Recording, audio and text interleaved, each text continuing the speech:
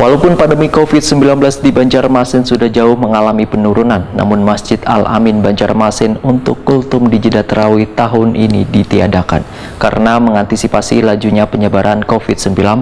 Mari kita umpati kabar yang satu ini.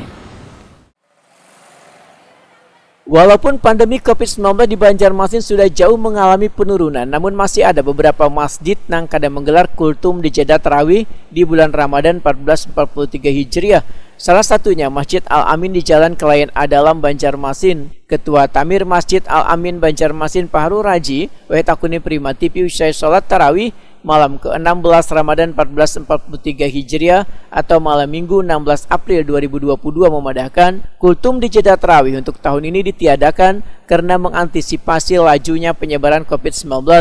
Bahkan kultum subuh yang beberapa tahun sebelumnya digelar untuk tahun ini ditiadakan pula. Sedangkan kegiatan yang masih dilakukan di bulan Ramadan ini, ujar Paharul Raji, adalah tadarus Al-Quran wan buka puasa bersama. Untuk kegiatan keagamaan di luar bulan Ramadan yang sudah terjadwal, ujar Paharul Raji, adalah tausiah setelah selesai sholat subuh di hari Rabu.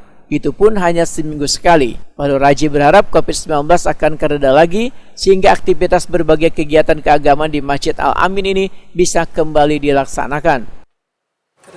Memang tausiah. Jadi tausiah memang kerja untuk Ramadan ini, Bala? Ramadan ada dijadwalkan.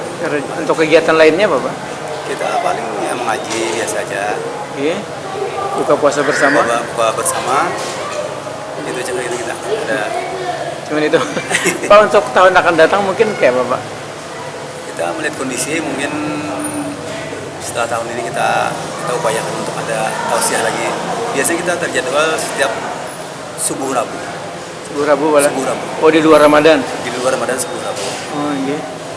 Ceramahnya berganti-ganti lah, Pak? Ganti-ganti. Setiap ganti-ganti ceramahnya. Jadi untuk tahun akan datang diharapkan bisa ada lagi, Bala? Ada, ya. Paharul Raji menyatakan sangat bersyukur bila di Ramadan 1443 Hijriah ini kaum muslimin dapat mengerjakan sholat tarawih berjamaah di masjid maupun di musola.